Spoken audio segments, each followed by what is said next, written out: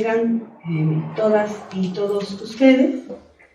En este momento, siendo las 13 horas del día 1 de julio del año 2019, damos inicio a la sesión pública de resolución del Tribunal Electoral del Estado de Querétaro convocada para esta fecha.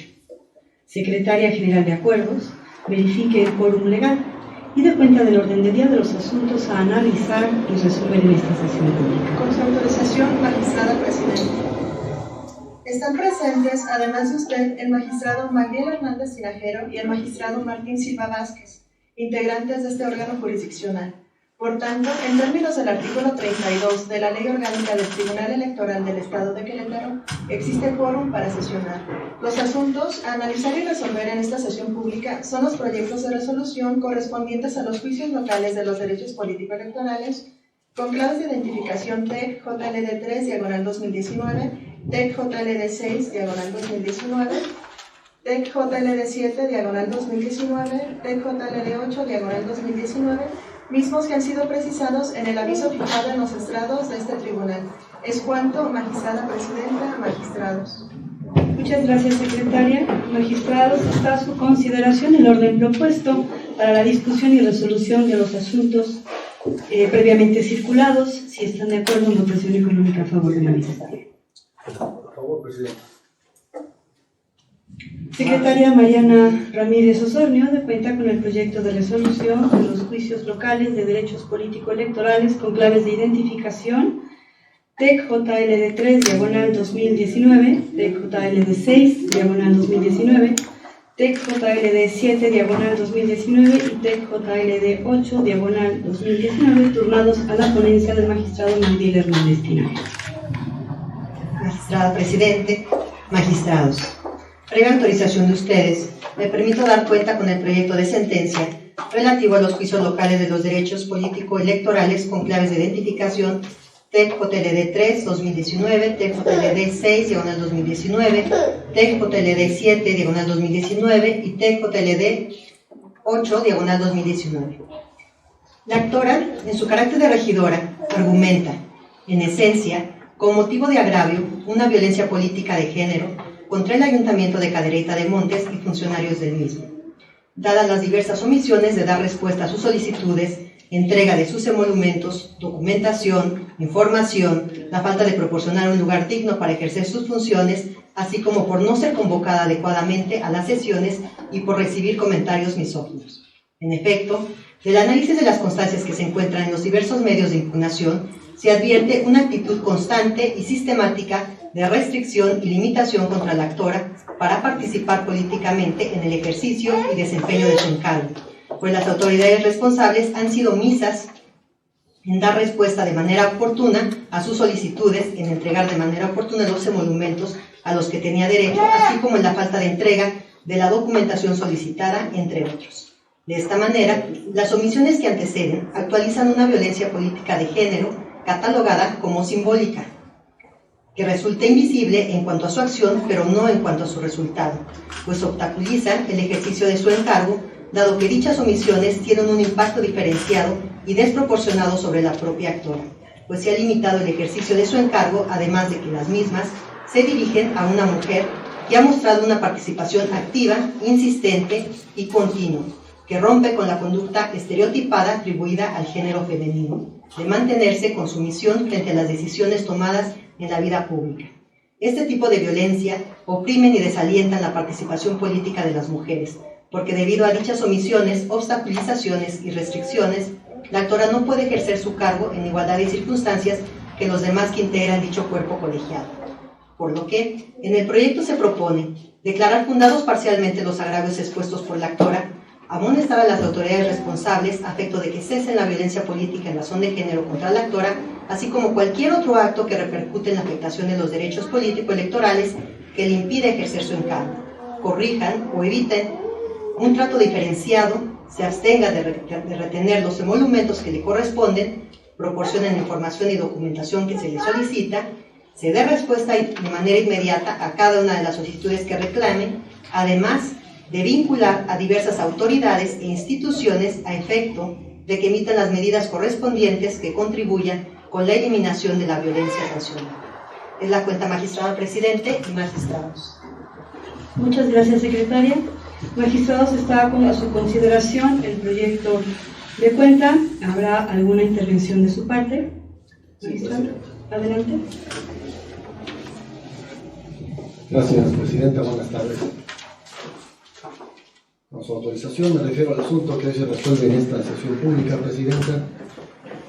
Este es un asunto de suma importancia por varias razones. Una de ellas, al tratarse de violencia política, demandaba, en mi opinión, mayor celeridad en su respuesta por parte de este tribunal. Creo que estoy convencido de que lo podemos hacer mejor. Creo que es un asunto que por su propia naturaleza meritaba una mayor expeditez en el trámite y otorgar, por lo tanto, una pronta respuesta. Este tribunal ciertamente ha dado muestras de su compromiso con la defensa de los derechos humanos y la mejor prueba de ello son sus sentencias. A través de ellas, el tribunal ha sido elocuente en la defensa de estos derechos y basta referirme a las sentencias relevantes en materia de paridad que han marcado un antes y un después en materia electoral en nuestra entidad. También hemos emprendido acciones para tener la sensibilidad, conocimiento y herramientas necesarias para resolver asuntos como el que hoy resolvemos. Durante el periodo en el que tuve el privilegio de servir como presidente de este tribunal, se impulsó y logró contar por primera vez en la historia de este tribunal con un protocolo para la atención de la violencia política contra las mujeres por razón de género. En este contexto, considero que el presente caso era una oportunidad para el tribunal. Una oportunidad para ser congruente con el marco jurídico nacional e internacional en lo aplicable, así como con los precedentes más sobresalientes y que guardaban similitud relevante y resolver en consecuencia. Es decir, continuar con la línea de trabajo que llevó a este tribunal a tener el 100% de sentencias confirmadas en otras instancias. Una oportunidad para enviar un mensaje de ejemplaridad, de que este tribunal no tolerará ningún acto u omisión que constituya ningún tipo de violencia política contra las mujeres, y será y ser lo que tiene que ser, un garante de los derechos humanos en materia político-electoral y sancionar las conductas que no respeten estos derechos, acorde con la gravedad de los hechos. Esta oportunidad la estamos perdiendo al aprobarse por mayoría un proyecto que no es lo suficientemente exhaustivo y contiene incongruencias que considero importantes y que serán plasmadas en mi voto particular. Primero, hay pruebas en el expediente de que en efecto la autoridad responsable injustificadamente no cubrió en tiempo y forma las prestaciones a que tenía derecho la actora, y obran constancias de que contestó las peticiones de la actora con demora no justificada e incongruente en relación con las peticiones de la actora.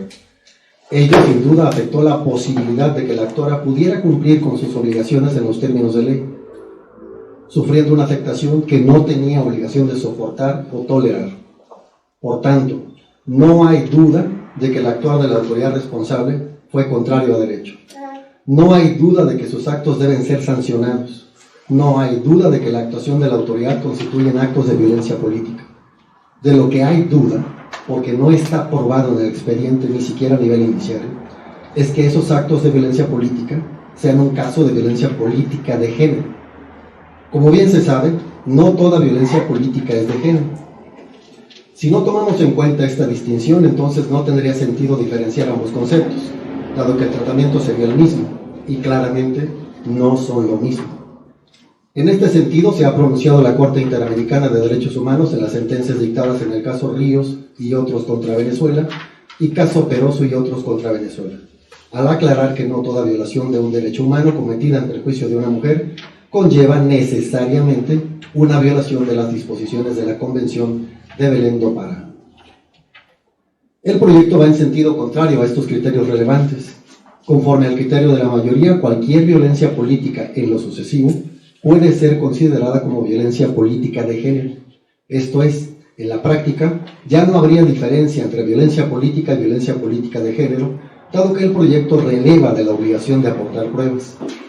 Bastará con el dicho de la actora para que se configure violencia política de género. En efecto, el proyecto da por probado que existe violencia política de género sin que realmente haya pruebas en ese sentido. Esto es, que las acciones u omisiones de la autoridad responsable hayan sido realizadas contra la actora por el hecho de ser mujer. En el expediente solo obran constancias del dicho de la actora.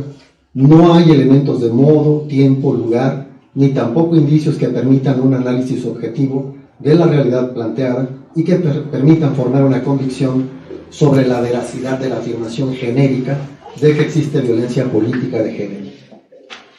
Juzgar con perspectiva amplia que beneficie a las personas, la perspectiva más amplia posible o concebible, en modo alguno implica suprimir la obligación de aportar las pruebas idóneas, suficientes y necesarias con las que se acrediten las conductas señaladas para declarar la existencia de violencia política de género.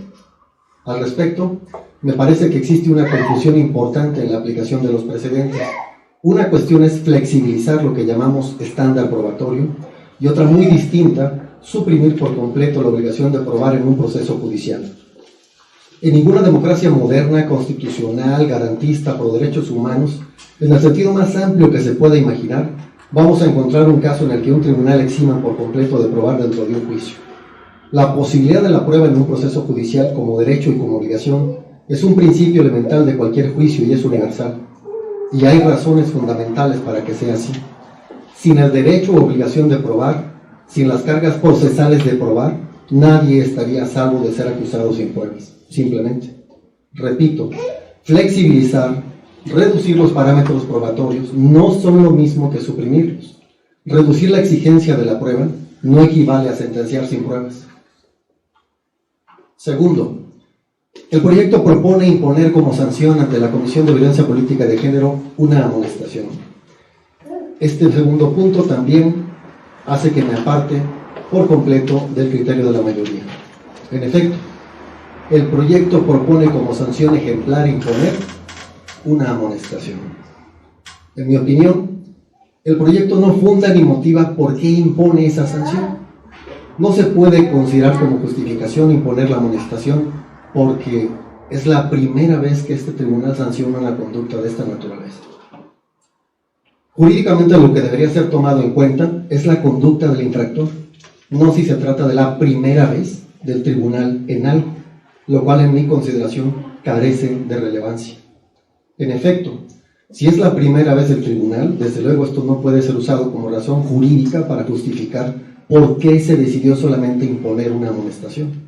Tampoco se puede considerar como fundamento la ley modelo interamericana sin citar un solo artículo de nuestra ley de medios de impugnación en materia electoral para el estado de Querétaro.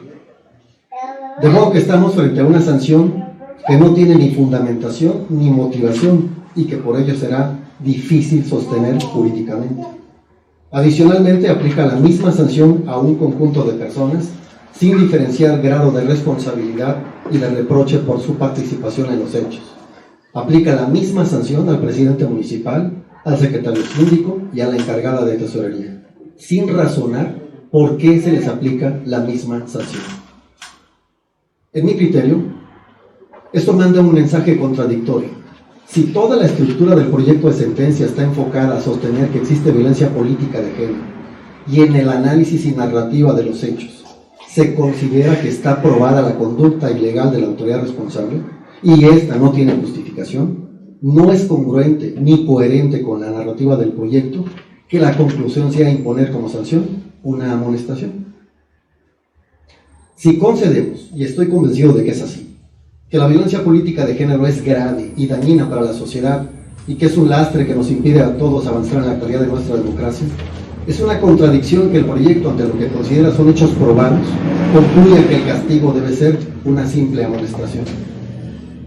En el presente caso, con el debido respeto, me aparto del criterio de la mayoría que, aunque puede parecer de avanzada, no estoy convencido de que lo sea, porque no se actualiza la violencia política de género, sino violencia política, como ya lo he expresado, y porque además no es congruente con la premisa de la que parte y a la conclusión a la que arriba. Esto es, considera aprobada la violencia política de género, pero la sanción que impone es una de las sanciones más leves posibles, la segunda, por cierto, la segunda más leve, a una de las conductas que podríamos considerar más reprochables. El mensaje que podríamos estar mandando es que no es tan grave cometer violencia política de género en Querétaro, porque en todo caso, si se denuncia, lo peor que le puede pasar al infractor es que el Tribunal Electoral de Querétaro lo amoneste. Esto sienta un precedente pernicioso. Las sentencias, no lo olvidemos, influyen en la sociedad, inhibiendo o incentivando determinadas conductas.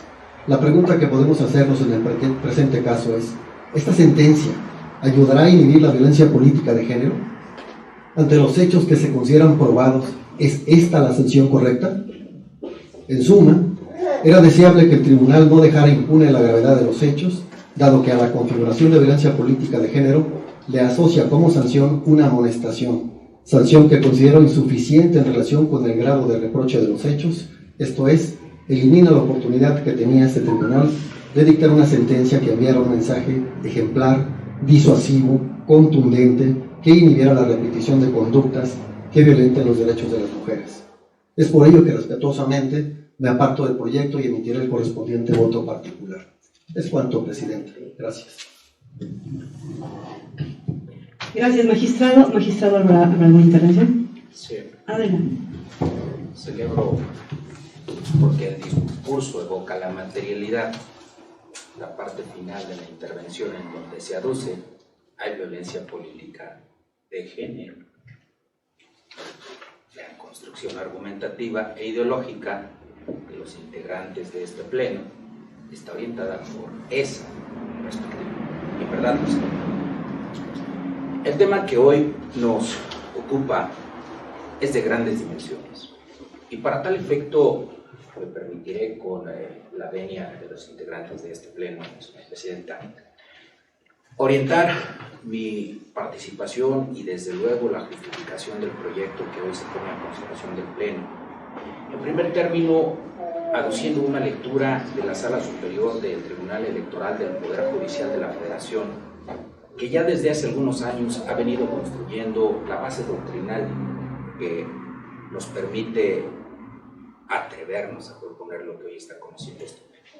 Es una obra denominada Iguales y Diferentes, los retos de la democracia inclusiva, que ustedes, las y los interesados, podrán encontrar publicada en la página oficial del Tribunal Electoral del Poder Judicial de la Federación. Desde luego, el peso que su servidor descansa por el hecho de desarrollarse permanentemente en las aulas, podría decir, esta es una perspectiva eminentemente académica y el señor pues podría estar alejado de la realidad. En estas circunstancias, en un segundo momento, aduciré los resultados de la encuesta nacional sobre discriminación, que son contundentes, que nos muestran cifras paradigmáticas y que desde luego justifican el estándar probatorio, la suplencia de la queja eficiente como hoy se está cumpliendo. Y hecho lo anterior, me permitiré dar lectura a las partes considerativas de la sentencia que sostiene cada una de las inquietudes que hoy se han anticipado. En esas circunstancias me permito leer. La primera encuesta nacional sobre discriminación en México puso frente al espejo a una nación que se había acostumbrado a mirarse como tolerante. Somos tolerantes, desde luego. Amigable, generosa y solidaria. No pasa nada. Es un asunto en donde el actor tiene la carga de probar. Estúdialo y si no lo hace, lo liberamos. Sin que tales rasgos positivos sean una ficción en una sociedad tan compleja como la nuestra. Lo cierto es que la encuesta vino a traernos a la conciencia una experiencia histórica con mucha vigencia en el presente, de exclusión, de abuso y de desprecio hacia grupos completos de personas. El asunto que hoy estaremos analizando versa sobre conductas que afectan a un grupo que estructuralmente ha sido vulnerable, y son las mujeres. No es verdad. Entonces nosotros formamos parte de la estadística. ¿Es verdad? Entonces hemos sensibilizado nuestra interpretación y nuestro ánimo para dar un paso en la superación de este grave lastre que ocasiona la discriminación. La tarea antidiscriminatoria en un país como el nuestro tiene numerosos desafíos. Cuando la ponencia recibe a su cargo este asunto, observa lo siguiente. ¿Acaso uno de los más relevantes es el de construir una manera compleja y eficiente de razonar y argumentar sobre este tema? La tradición jurídica nos indicaría y ante la desaparición del acto que genera una lesión, debemos sobreseer. Si se omite el pago, dejemos que pase un tiempo y el mismo pago actualiza una causal de sobreseimiento. No pasa nada. Presenta una petición, omito el dar contestación, espero un tiempo y al paso de emito la contestación y se desaparece la causa que te genera esa violencia. El estándar argumentativo que la ponencia está proponiendo a los integrantes del Pleno propone generar una construcción uniforme, una amalgama de cada una de las circunstancias que la regidora, hoy actora, ha vivido al interior del ayuntamiento. De tal suerte que observemos a flor de piel, de manera expuesta, si la palabra en el sentido de que por ser de morena y por ser joven se le inhibirá el ejercicio de su cargo, lleva implícita una violencia estructural. Ahora comentaremos los elementos de esto. El proyecto analiza y sostiene que hay violencia política de género, pero antes pone de manifiesto un estudio del contexto social que se vive en el municipio de Cadereyta. Juzgar el presente asunto desde la comodidad del estrado de este órgano jurisdiccional me parece sería muy cómodo. De ruego entonces, voltemos la mirada a ese municipio serrano en donde lo que nosotros encontraremos son condiciones sociales que nos permitirán determinar el contexto en el que se desarrolla la mujer y advertir los diversos elementos que imperan en el mismo con el objetivo de emitir una resolución acorde con la realidad social de Cadereyta. Así, Cadereyta de Montes, ustedes lo saben, es uno de los 18 municipios que conforman el estado de Querétaro y el cual ha sido colocado en los primeros 5 lugares de violencia contra las mujeres en nuestro estado.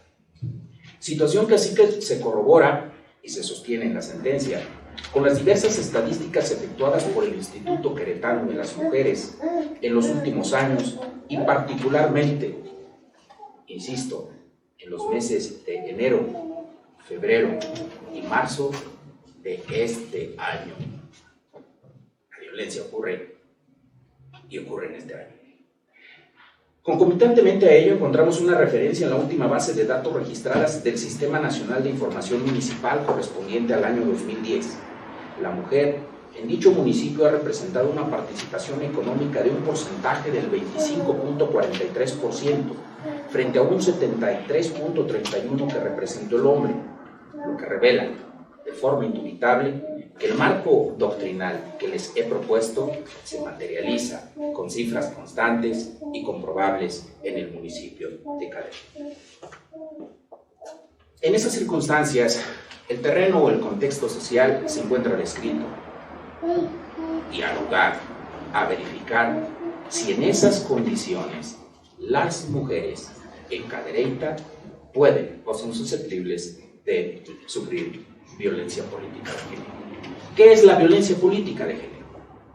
Es la violencia política contra las mujeres y que comprende todas aquellas acciones u omisiones de personas, servidoras o servidores públicos que se dirigen a una mujer por ser mujer y no necesariamente debe obrar en la causa constancia de que la agresión haya sido por su género, porque resulta indubitable que en Cadereyta su rol es determinado, es determinante. Si nosotros ocultamos esa circunstancia, lo único que estaríamos haciendo eventualmente sería un eslabón más para que la violencia se desarrolle. Y tienen un impacto diferenciado en ellas o les afectan desproporcionadamente con el objeto o resultado de menoscabar o anular sus derechos político-electorales, incluyendo, como en el caso, el ejercicio de su cargo. En esas circunstancias, el proyecto razona cada uno de los elementos que se han considerado necesarios para la actualización de la violencia política de género. Primero, por el derecho o la prerrogativa que afecta. Segundo, por quién o por quiénes se realiza. Tercero, por la manera de cometerse y por su importancia, me permitiré leer unas pequeñas líneas. Es una violencia simbólica que se caracteriza por ser invisible, soterrada, implícita, que opera al nivel de las representaciones y busca deslegitimar a las mujeres a través de los estereotipos de género, que les niegan habilidades para la política, pues las omisiones constantes por parte de las autoridades responsables revelan los obstáculos y limitaciones que han sido impuestos a la actora en el desempeño de su papel activo en el ejercicio de su empleo. Ante ello, dicha violencia se caracteriza por ser una violencia invisible, lo cual se propone no siga invisibilizándose, soterrada, implícita, que opera al nivel de las representaciones. Además, este tipo de violencia opera a nivel descriptivo y de representación, pues lo que se busca es anular la presencia de las mujeres en cargos políticos. Terminaré señalando que esta violencia difiere de otras porque expresamente incluye actos de omisión y la ausencia de acción que oprimen en mayor medida a la participación política de las mujeres. Al ser el responsable de la sustanciación de los expedientes que hoy se están resolviendo, opera, porque tampoco podremos culpar a quien anteriormente ocupó el cargo, eso no sería oportuno. Ofrecer una disculpa en cuanto al retraso en la sustanciación de estos asuntos. No obstante, a partir de que asumimos la responsabilidad de su resolución, es más, el propio jueves de la semana anterior recibimos un juicio y hoy se incluye y se está resolviendo. Desde luego, conocemos las dimensiones de lo que hoy se está decidiendo y desde luego se propone como un pequeño paso en la construcción progresiva de la interpretación de los derechos humanos. ¿Por qué una amonestación? Los estándares sancionadores del derecho administrativo sancionador, en el cual no nos encontramos incluso, porque estamos en sede jurisdiccional, sí, nos indican que tendríamos que contar con mayores elementos para tocar el patrimonio de quienes hoy se consideran responsables de infringir la norma. Tampoco es intención de esta ponencia el llevar al Pleno a aventuras en donde la debilidad jurídica podría evidenciarse al ser revisada por otro órgano superior. No había elementos para determinar la capacidad económica de los infractores, desde luego en supuestos o en casos posteriores, con la base argumentativa, con la base que ya existe, podríamos, para quien hoy infringe la norma, actualizar la reincidencia y para quien la intente infringir por primera vez, una llamada de atención o un llamado de atención a erradicar cualquier tipo de violencia de carácter estructural en contra de un grupo que ha sido vulnerado de manera permanente y son las mujeres. Es todo en cuanto a esto. Gracias. Gracias, magistrado. ¿Magistrado, alguna otra intervención? No, presidente. Bien, por cuanto a mí respecta, he de señalar que acompaño el proyecto en los términos que está expuesto y doy mis razones. Por una parte, sin duda alguna, como una institución queretana que tiene la obligación de contribuir con la democracia y más aún con la democracia paritaria, el Tribunal Electoral del Estado de Querétaro ha llevado a cabo diferentes tipos de acciones que, derivadas de las funciones que le atribuye la respectiva ley orgánica y por supuesto el compromiso social y el compromiso con la democracia que en lo individual tienen quienes integran el Pleno y quienes conforman este tribunal, hemos resuelto diferentes asuntos, hemos dictado aproximadamente, más de 20 sentencias, aproximadamente unas 28 sentencias en materia de género, algunas relativas con la revisión de los lineamientos de paridad, otras relativas a la asignación de regidurías y diputaciones por el principio de representación proporcional. En este caso estamos frente al tema de violencia política en razón de género. Por supuesto que hemos sido sensibles a esta situación, como ya bien aquí se ha dicho, y creo que es importante que se destaque. También en el ejercicio de funciones de otra naturaleza, hemos sido como una institución promotora de los derechos político-electorales de las mujeres, tanto en la organización de foros de capacitación, de sensibilización, acciones de difusión también, acciones de carácter editorial. Nos hemos sumado a foros organizados por otras instituciones y hemos sido una institución, insisto, comprometida con el tema. De igual manera, como ya se mencionó, se aprobó por el Pleno el protocolo de actuación por parte de esta institución, un protocolo de actuación en materia de violencia política en razón de género, documento en el cual hubo una contribución muy importante de quienes en su momento integramos el Pleno, derivada de este compromiso que de manera reiterada he mencionado. Pues bien, en este supuesto, derivado del ejercicio de nuestras funciones jurisdiccionales, me parece que el proyecto presenta una actuación con perspectiva de género, y así se exponen consideraciones previas. Creo que hay dos elementos muy importantes que en primer lugar quiero destacar. Uno, la perspectiva de género, y dos, la suplencia de la queja. ¿Por qué esta razón? Actuar con perspectiva de género implica ejercer nuestras funciones con una clara sensibilización de las problemáticas que en este caso mujeres y hombres han vivido históricamente. Es actuar con sensibilidad, es actuar con responsabilidad. Y quiero dar lectura a algunos extractos del propio proyecto, en este caso a una de tantas exposiciones de lo que es la perspectiva de género. Estamos hablando de una categoría analítica, estamos hablando de metodología, pero que implica entender histórica, social, culturalmente hablando, cuáles son las condiciones que viven mujeres y hombres, y cuál ha sido la situación de desventaja que han vivido las mujeres al poder acceder a diferentes planos.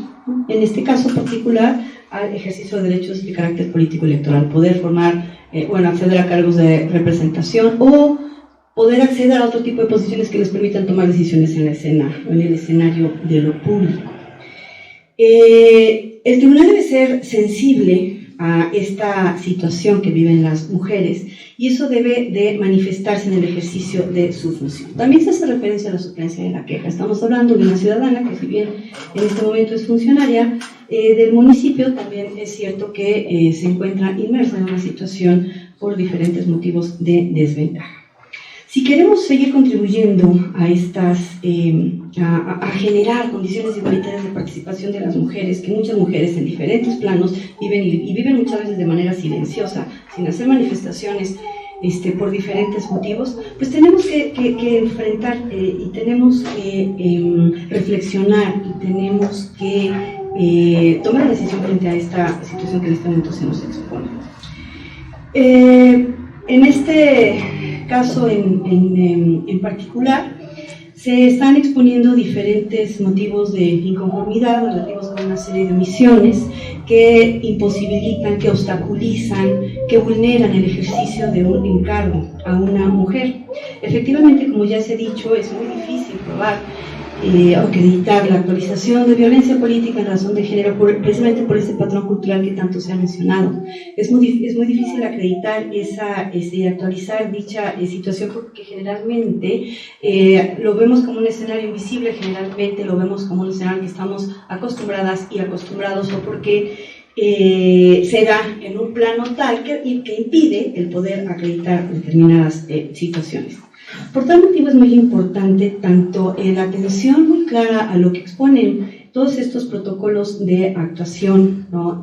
La atención a la forma en la que los órganos que imparten justicia a nivel federal y a nivel local frente a este tema han asumido, y entender que el estudio de la violencia política en razón de género se tiene que hacer también de manera transversal, a fin de que entendiendo una violencia de carácter simbólico, que es difícil de acreditar, pero que sin embargo, entendiendo los agravos, entendiendo el contexto, claramente se actualiza, es que me parece que este proyecto, por supuesto que justifica dicha situación y me parece que argumenta y fundamenta de manera muy clara. ¿Qué más podría yo señalar al respecto? Sin duda, por la naturaleza y complejidad del asunto, existen factores que motivan esta dilación, pero eso ya se expuso y, por otra parte, no chocan con la manifestación de sensibilidad frente a este tema que tienen quienes integran este pleno, independientemente de sus perspectivas. Creo que eso es importante señalar. Entonces, bueno, me parece que el proyecto está bien estructurado, me parece que está motivado, fundamentado, es exhaustivo, es congruente y responde a una realidad muy importante. Por lo tanto, lo acompaño. Y de no haber alguna otra participación por parte de quienes integran este pleno, pido, Secretaria General de Acuerdos, tome la votación. Con su autorización, magistrada presidenta. Magistrado Magdiel Hernández Tinajero. Ese es mi proyecto. Gracias, magistrado. Magistrado Martín Silva Vázquez. En contra y anuncio el correspondiente voto particular por las razones y argumentos que ya se han expuesto. Gracias, magistrado. Magistrada presidenta Gabriela Nieto Castillo. Gracias, magistrada. Presidenta, le informo que el proyecto de resolución de los juicios locales de los derechos político-electorales con claves de identificación TEC-JLD 3, diagonal 2019, TEC-JLD 6, diagonal 2019, TEC-JLD 7, diagonal 2019 y TEC-JLD 8, diagonal 2019, fue aprobado por mayoría de votos con voto particular del magistrado Martín Silva Vázquez. En consecuencia, en relación a los medios de impugnación de cuenta, se resuelve, primero, se acumulan los juicios TEC-JL 6, 2019, 7, 2019 y 8, 2019, al diverso TEC-JLD 3, 2019, por ser este el más antiguo. Segundo, se declaran parcialmente fundadas las violaciones objeto de los juicios promovidos por la actora en su carácter de regidora del municipio de Cadereyta de Montes, contra diversos actos y omisiones atribuidos al ayuntamiento del mismo municipio y otros. Tercero, se actualiza una violencia política en razón de género contra la actora. Cuarto, se dictan diversas medidas bajo los efectos que se precisan en el apartado de efectos. Secretaría General de Acuerdos, informe si conforme al orden del día existe algún otro asunto a tratar. Presidenta, le informo que conforme al orden del día no existe otro asunto pendiente por desahogar en esta sesión. Gracias, secretaria. De esta manera, al haberse votado los puntos previstos del orden del día en esta sesión pública y siendo en este momento las 13 horas con 36 minutos, la damos por concluida, agradeciendo a todas y a todos su asistencia.